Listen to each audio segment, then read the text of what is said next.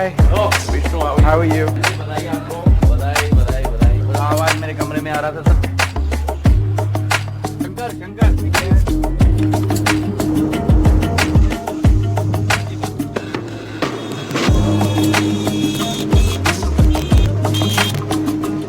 Well, hello and welcome to a very special program. We are in Guna, where you can see Jyotiraditya Scindia has been campaigning now very hard for the last several weeks. We've been following him. Coming up on this very special program, a special interview with Jyotiraditya Scindia over here.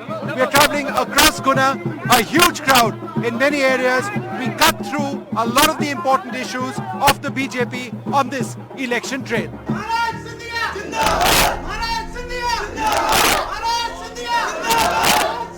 We're in Ashok Nagar in the Guna parliamentary constituency.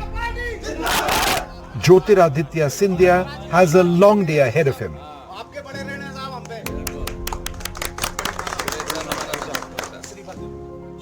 Today he'll be zigzagging his way across the region, driving close to 10 hours. We'll join him at 3 Nukkad Sabhas, where he has focused conversations with voters in his constituency. जो Congress party कहती है कि भारत में शक्ति को नष्ट करना है, उस कांग्रेस की बोरी बिस्तर बांधकर सिंध नदी में 7 तारीख को हमें बहाना होगा भाइयों में। Ashok Nagar to Mohasa, Mohasa to Mayapur, and then Mayapur to Bachro Choraha. Guna itself is huge. There are 19 lakh voters here. The entire Ashok Nagar constituency, parts of the Shivpuri and Guna districts form this Lok Sabha constituency. The key battle here is Scindia versus the Congress party. There are 8 assembly constituencies within this area.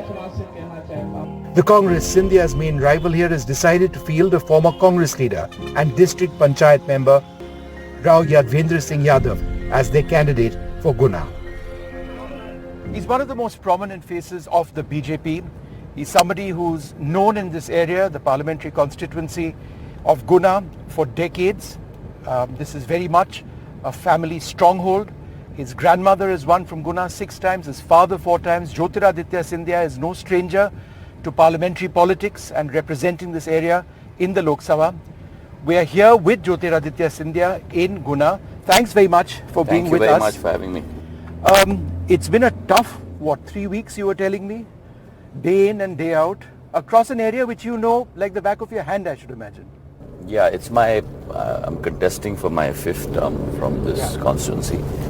And it's a constituency that I Hindi में कहते हैं चप्पा चप्पा मैं जानता हूँ. एक एक गांव की सड़क, एक एक गांव की बिजली की व्यवस्था, एक एक गांव की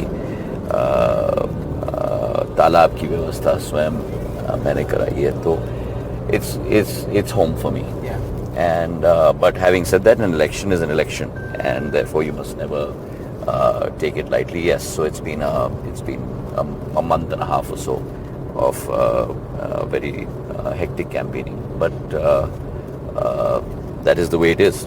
Yeah, it must be nice to go back to villages, meet elderly people in the villages who remember you, who remember your father, your grandmother, the entire family, and you make that personal connect. Does that happen quite often? Well, it is a relationship. It's a relationship, a family relationship, which has been there over the years in this area of Gwalior Chambal. So for me, whether it is Morena or Bhind or Datia or Gwalior or Shivpuri or Ashok Nagar or Guna, it's very much the same filial feeling. And it's a feeling of an extended family, and therefore not one of a constituency, but one of an extended family. The constituency itself is huge, isn't it? What, 18 lakh plus voters? About 19 lakh, 19 lakhs. 1885 to be right, to be precise. And it stretches about 180 odd kilometers in length, and about 150 to 160 kilometers in width. Yeah. So on one end I have Jhansi of UP, and the other end I have Rajasthan. Yeah. You know, you've done very well here in the past, but in 2019 there was an upset. Since then, of course, things have changed for you politically. You're now part of the BJP. But going into this election, is there any recalculation as part of your own political strategy in reaching out to voters here?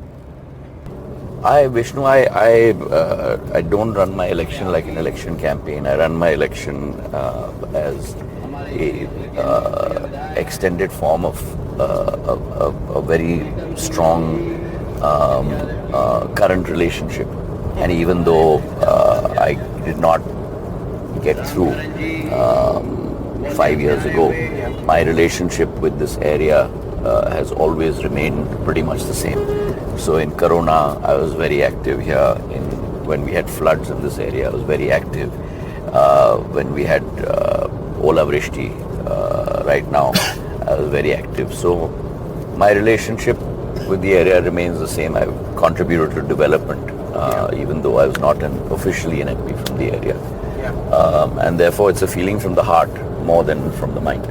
It's also a family effort this time around. Your son, Aryaman, who I'll be meeting tomorrow, is also out campaigning for you. Is it his first time campaigning for? No, it's a second time. He campaigned for me 10 years ago in 2014. And it's the second time that he's campaigning.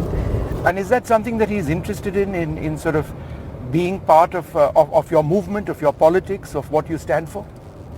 Well, I started campaigning at the age of 13 for my father in 1984. And my father always believed that every individual has to make his or her own decision. And so is it for me.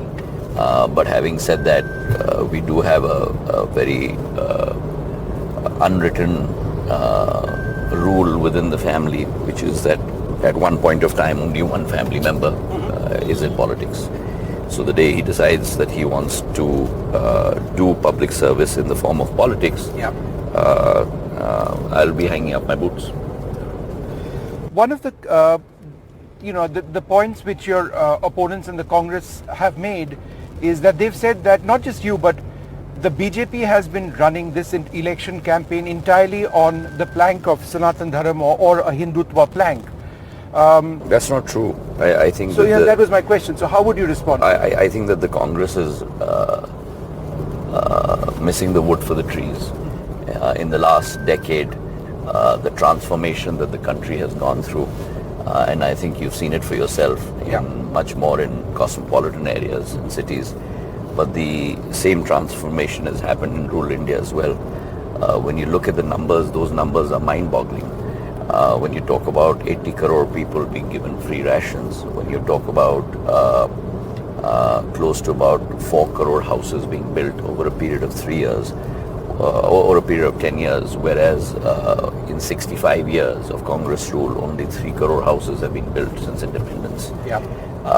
When you look at close to 10 crore women being given chula as well as a gas cylinder. When you talk about Ayushman card being distributed to 30 crore beneficiaries, almost the population of the United States of America. So the Prime Minister's very clear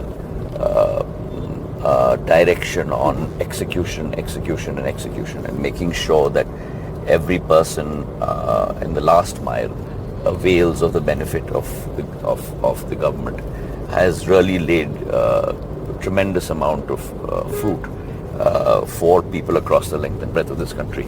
And that's the true transformation that has taken place, and the true empowerment that has taken place of India, which has resulted in India emerging from number 11th place in terms of an economic giant to the number 5 place. And by 2027 going to the number 3 place. Just so RFID tags. I mean, you're talking about development have transformed the way people commute. And imagine the amount of savings. It's more efficient. And roads presumably have improved in Guna as well over a period of time. Well, I mean, you're traveling on what was not even a district road. And it was full of potholes in 2002. And this is a road that I've built myself. I see. And I don't think your camera is shaking now. while you're driving No, on this it's road. And that was a very different story in Madhya Pradesh in 2002. Yeah. When you were probably here covering the campaign. Yeah. You mentioned women. In order for India to reach the potential of our demographic dividend, a young India, how are women for you and the BJP not a political constituency in as much as an absolute requirement for every aspect of growth? Look, very, very frankly speaking, if you expect India to emerge as an economic giant and do not utilize or rather let me say, unlock the potential of 50% of our population, that goal is never going to be reached. Yeah. And therefore, I would not want to use the word the empowerment of women, but really the unlocking of the potential that women hold in our country is instrumental and key in terms of the rise of India. And therefore, the Prime Minister's huge insistence on the unlocking of that potential. And just if you look at the number of women that have joined self-help groups over the last 10 years, there have been almost 10 crore women that have joined. Yeah. We've created 1 crore Lakhpati Didis. And over the next 5 years, we've committed to creating another 3 crore Lakhpati Didis. And my ministry is one part of that program where we have a scheme where we are looking at pushing forward nano Yes. drone Didis, creating almost about 1.5 lakh nano drone Didis over the next 2 to 3 years. So empowerment of women in every walk of life is instrumental in the transformation of India. And therefore the 33% women's reservation bill, which has been which had pretty much caught cobwebs in the cupboards Yep. for decades, has been unleashed by the Prime Minister. One of the planks that the opposition is running on is the allegation that agencies are being misused, and the opposition is being targeted to the point where they are, in some cases, the Congress says, almost financially non-viable. Do you believe that this is something that could resonate on the ground? Well, first of all, it's a fallacy to say that. The Congress over the 10 years tenure of its government has garnered enough unaccountable resources, which you and I are very well aware of. Having said that, even if you look at the bank accounts that were frozen of the Congress party, that accounts to a pittance in terms of just purely the data that has come out in terms of the amount of money they've received through electoral bonds, Right. which is almost above 1,500 crores. So, which tree are the Congress barking up? I fail to understand. Secondly, as far as agencies are concerned, unlike in the days of the Congress, the dark days of emergency or otherwise, agencies are today free to conduct their operations. And at the end of the day, Vishnu, you and I think the people of the country are very well aware that it's not the BJP that has sent these leaders to jail. It is the courts of India. Yep. And if you are putting a finger and questioning the authenticity or the sacrosanctity of the courts of India, then I think it's a travesty for India, because you are questioning the armed forces, you are now questioning the Supreme Court of India, but you are never sitting back and questioning yourself. Right. One of the key issues for the BJP in your election manifesto, and it's something the BJP has spoken about, is a uniform civil code. The Congress, however, is opposed to this. They say that they will accept diversity, minorities will have a choice of personal laws. The Congress is opposed. Why is the universal civil code essential? The Congress is opposed to the idea of India. Yeah. Right. So I don't think there's much to expect from the Congress, because I think the Congress is opposed to not only the idea of India, but let me go one step forward and say the Congress is opposed to the idea of the Congress itself. Yes. The very fact that it's internally hemorrhaging tells you the picture of what actually is happening within that organization. So to expect an organization like that to think productively and proactively for the country is beyond comprehension. We are traveling through agrarian areas, farmland, huge farmland over here. That must be, as as a leader in this area, one of your primary concerns: agricultural growth, what our farmers need. And yet, the BJP has concerns about a minimum support price for farmers. Your opponents say that's something that they would sort of get done if they came to power. I don't know what they're talking about, Vishnu, because at the end of the day, MSPs have grown over the last 10 years at 65-year record highs in terms of percentage of growth. If you look at all major agrarian products, they've grown by over 100% over the last 10 years. A. B. If you look at Madhya Pradesh, there's been an agricultural transformation. I mean, we even call it a green revolution in Madhya Pradesh over the last 18 years. We had 6.5 lakh hectares under irrigation in 2002 from independence in 65 years. Today you have 47.5 lakh hectares under irrigation in Madhya Pradesh. Agriculture in Madhya Pradesh is growing at 12 to 13% CAGR, compounded annual growth rate, over the last 10 to 12 years. So agriculture in Madhya Pradesh has been the foundation of Madhya Pradesh's huge growth and transformation from a Bimaru state into a Swarna Madhya Pradesh. So much of India's politics is defined by caste, and yet the BJP doesn't want a caste census. Why? Well, I think the BJP believes, and I think I forget about what as a party we believe, but as Indians what we believe in the growth of India. You want to mire this country down into what was anachronistic thoughts of caste, religion and creed. We are talking about the development of India, and therefore Prime Minister is talking about Gyan. What is Gyan? G is for Garib, Y is for Yuva, A is for Annadata, and N is for Nari Shakti. Harnessing the power and unleashing this power and empowering this power of 140 crore Indians to really make India into a Viksit Bharat and Atmanirbhar Bharat, a Vishwa Guru. Yeah. That's the thought that we are going with. And here you have the I.N.D.I.A combined hegemony that is talking about doing a caste census. And it's very ironical that the people talking about doing a caste census are those that have opposed the caste census in the first place. If you go back in history, it's the Congress party that has always opposed it. It's the Congress party that's always opposed the Mandal Commission. It's been a non-Congress government that's brought in a Mandal Commission. It's the Congress party that's always opposed an OBC reservation. Yeah. And now they're, it shocks me how chameleon-like they can change their colors. The other issue, of course, is one nation, one election, which to many makes sense because, it absolutely makes sense. So many levels. It absolutely makes sense. How many times have you and I and every person in India talked about this incessant electioneering that goes on for 5 years? And I think, every government will be able to concentrate on development, will be able to concentrate on what is important for their state or for the country as a state government and as a national government. And it's equally good or equally bad in terms of probability for every party. So it's not swayed one in favor of one party or the other. Yeah. If your chips are down, too bad at that point of time. If your chips are up, too good for you at that point of time.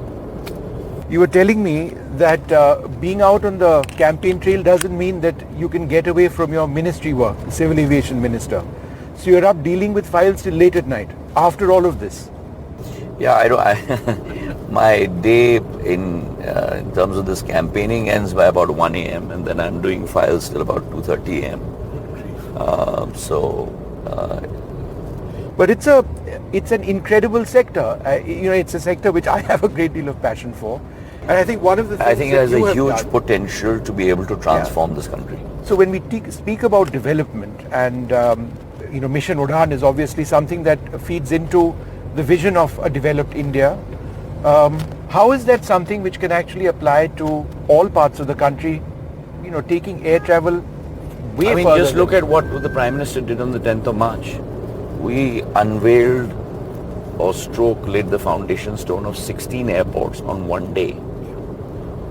6 of them in UP, one big one in Lucknow, and then 5 new airports where you could never dream of aviation reaching those points. Aligarh, Azamgarh, Moradabad, Shravasti, Chitrakoot. Could you even ever think that you would have airports in these places? And we did not just unveil the airport, we flagged off a flight for those areas. Similarly, if you look at my state, in the last 2.5 years, 3 years that I've had time in this ministry, we've not only looked at setting up a new airport in Jabalpur and a new air terminal in Jabalpur and new air terminal in Gwalior, which by the way has been done in record time. A 2.5 lakh square foot terminal, which was completed within 16 months. It's a record for 75 years of Indian civil aviation history. That a 2.5 lakh square foot terminal, bigger than Bhopal and Indore, was completed in 16 months. But along with that, we've laid the foundation for Rewa, for Datia, for Satna, and again these places where you couldn't dream of having civil aviation connections, and we've already in Udan given out routes for all 3 places. But is that a concern that while the infrastructure is clearly being built up, airlines have to have an economic model which is viable, and therefore the airlines flying into smaller areas, but not it is very many viable. of them have worked out. It is viable. It is viable. If you look at, we've got about 580 routes odd that have taken off under Udan, and of the 580 routes, close to about 30% are being flown currently, even without Udan support. So this support only lasts for 3 years. After this, it's the incubation period where people get used to flying, and therefore they get used to traveling by air, and therefore there's a certain subsidy that is given on the air price ticket so that it becomes viable for the airline company also to fly that route. 3 years down the road, that incubation period is over. But even post that, almost 30% of the routes are now flying on a normal basis. And that is given birth to a huge ecosystem of civil aviation across the country. Before this period, one would never hear of flights to Jharsuguda, to Rupsi, to Darbhanga. Now these are all established airports. Hubli, all established airports. So it's a personal outreach, and this is my last question, which you do, right? Instead of massive rallies, it's sort of targeted, right? Yeah. And how do you do that? How do you work that out? I mean, you reach out to panchayats or you reach out to villages. How do you ensure your message goes out to targeted groups? Because I make sure that I have about close to 2,000 villages in my constituency. Right. And throughout this campaign, and before this, I'm covering almost 25% of them directly. Right. In addition, 2 or 3 villages come together at one point. Therefore, we try and cover as much. My son is campaigning separately, my wife is campaigning separately. Yeah. And therefore, it's a full outreach across the constituency. Wonderful speaking to you. There you have it, Jyotiraditya Scindia. It's going to be another long, hard day for him. We are out on the election campaign with him in Guna. It's a huge constituency, as he's described, to get a sense of how this personal touch, the personal outreach is as he campaigns for these elections.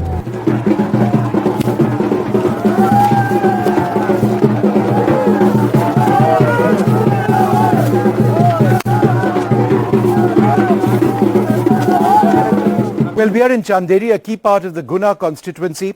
Jyotiraditya Scindia has been campaigning over here with the help of his family. It's not the first time that he's doing it, but Mahaaryaman Raja Scindia, who is with us, is a key part of the election process as far as the Scindias are concerned, as far as the BJP is concerned.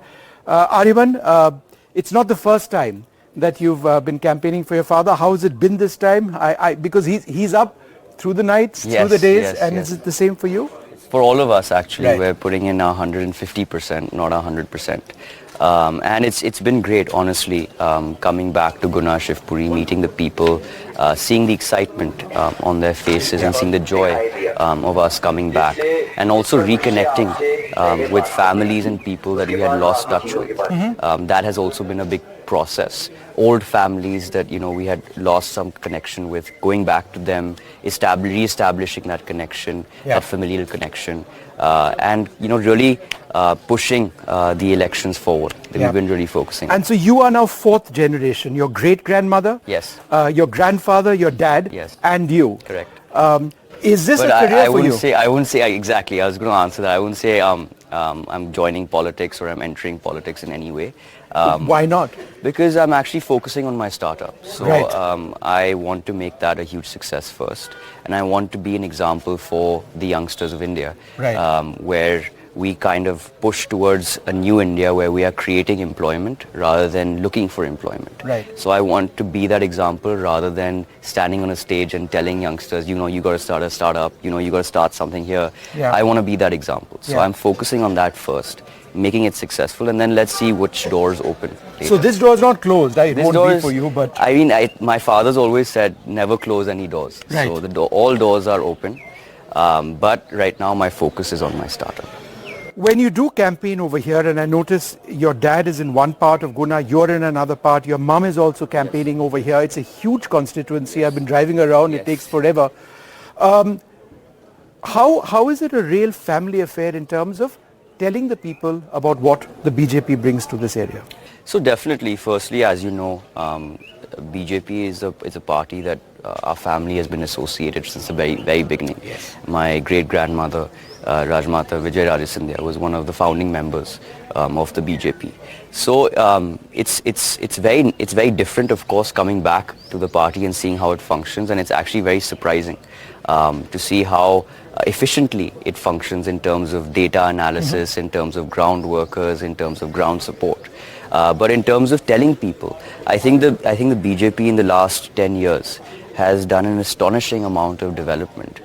Whether you look at roads, the road infrastructure, whether you look at the airport infrastructure, I mean, building airports in 16 months, I mean, that is something quite astounding. That's people thought, this thing would take 2-3 years to build. Looking at other kinds of support to even the poor. So you look at the Aviation, you look at Ayushman. So the kinds of schemes that have come out, you look at Startup India for the youth, and you look at Atal Innovation Center for the youth.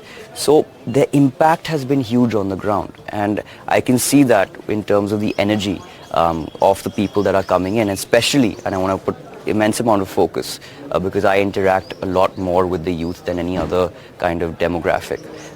So from them, I see a huge amount of excitement, a huge amount of energy that's coming out. And they also are really understanding that now India is coming to a new chapter in its life. It's shedding its colonialism. It's becoming a superpower of its own.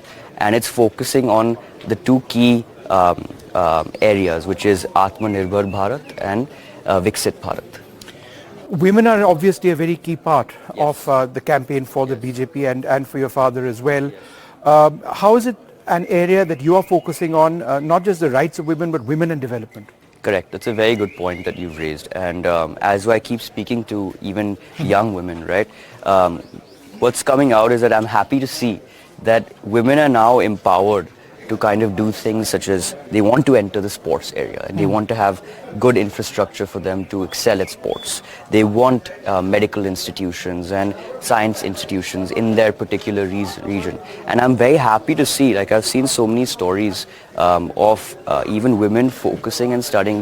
We discuss a lot of this with the youth, is the term called jugaad. So they do a lot of jugaad in terms of in their studies. So they are doing online courses, they're talking and interacting with other students online, they're looking at YouTube videos, trying to learn more. So their kind of whole focus and their whole thought process towards excelling and doing something has completely changed. Whereas 10 years ago you'd see women saying, no, I'll get married and I'll stay at home and I'll look after the family. That has completely changed. Yeah. And it's really nice to see that because then it gets me excited to do more projects and get more development to that area. Is there a connect among younger voters with the Yuvraj and your father, the Maharaj? Or is that sort of changing, that dynamic changing? I didn't see it changing yesterday when I was out with your father. There's still that immense reverence and the importance of the family over here. but how do you see it among younger people? So amongst younger people, I try and be as down to earth as possible.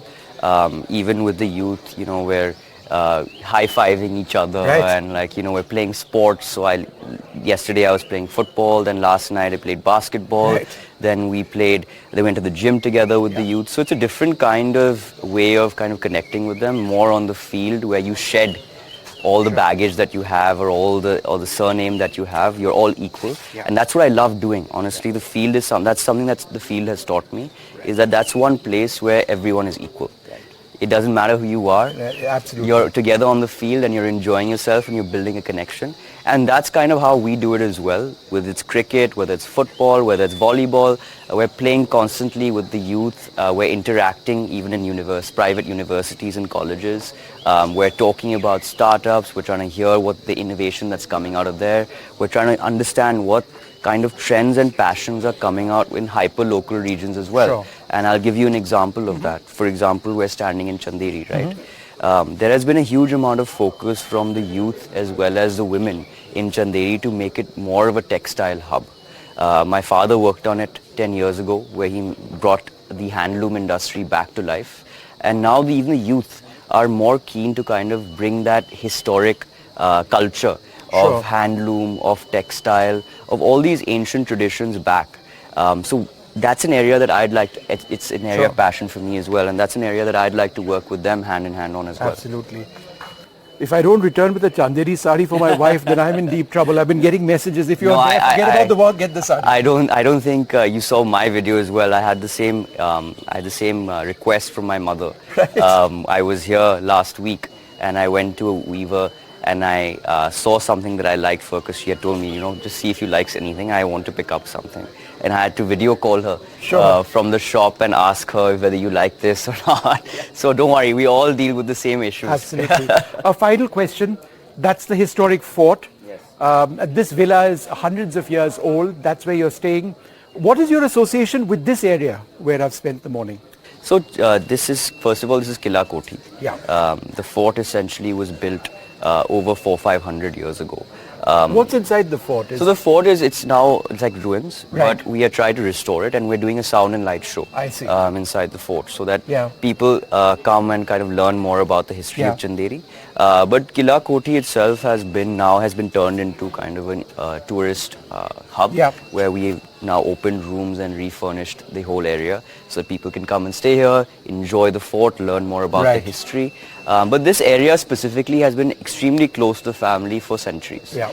We have built a lot of infrastructure around here, such as dams, lakes, irrigation lines, railway lines, road infrastructure, focused on textile mills. So the people really understand that, and in fact they teach me a lot about the family history when I go Sure. to these small pockets, and it's really fascinating for me. For example, I learned yesterday that there are 12 villages that I met that we had actually established from Rajasthan. Wow.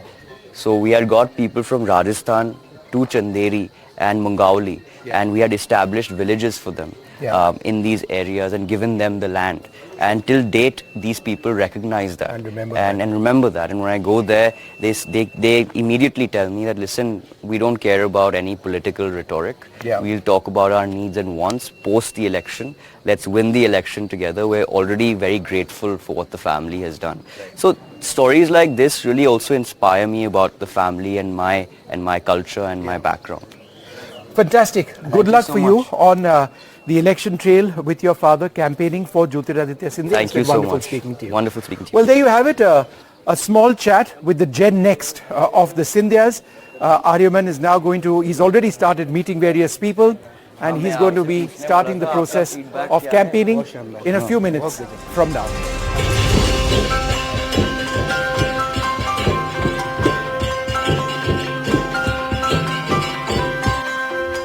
I'm in Chanderi, a key part of the Guna constituency. Behind me, the renowned Chanderi fort that's belonged to the erstwhile royal family, the Scindias. For the Congress party, facing up to the Scindias in this constituency is going to be a real challenge. They fielded Yadvinder Singh. He's making his debut as far as Lok Sabha elections are concerned. Back in 2019, Jyotiraditya Scindia was still with the Congress. He'd actually lost the elections over here, but things have changed since then. He's joined the BJP. He's seen to be a strong candidate the Congress will have to fight against.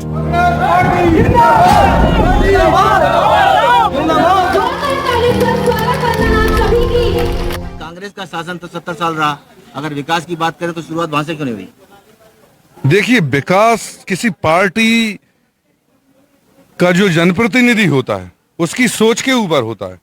अभी तक कोई ऐसा हमें अच्छा जनप्रतिनिधि इस क्षेत्र को नहीं मिल पाया कि वो क्षेत्र का विकास कर सके। हो सकता है पुराने जनप्रतिनिधि रहे हो, उनकी ये सोच हो कि इस क्षेत्र का जो मतदाता है वो आगे ना बढ़ पाए, यहाँ के बच्चे ना पढ़ पाए, लगातार नहीं तो गुलामी कैसे करेंगे। लगातार कांग्रेस टिकट देती रही, वो सांसद बनते रहे, आप कह रहे प्रतिनिधि नहीं था जी। सांसद बनाती रही कांग्रेस, टिकट देती रही सिंधिया जी को, और आप कह रहे हैं कि उच्च प्रतिनिधि नहीं था। देखिए, प्रतिनिधि की सोच अच्छी नहीं थी। यदि उनकी अच्छी सोच होती तो इस क्षेत्र में बहुत विकास हो गया होता। और निश्चित तौर पर आप जो बात कर रहे हैं, तो आप ये और बता दीजिए कि जिस तरह से कांग्रेस ने अपने मुद्दे उठाते हुए बात रखी है और आपने सिंधिया को घेरने की कोशिश की, सिंधिया जी कह रहे हैं कि आपका परिवार उनका पात्र है, कृपा पात्र है। देखिए, हमारा परिवार तो सिर्फ भगवान और ईश्वर का कृपा पात्र है और सिंधिया जी का कोई कृपा पात्र नहीं है। सिंधिया जी ने ऐसी कोई हमारे परिवार पर कृपा नहीं करी। हम किसान व्यक्ति हैं, अपनी भूमि में खेती करते हैं और वहां से हम अपना परिवार चलाते हैं। हम किसी के कृपा पात्र नहीं, सिर्फ सिवा ईश्वर के।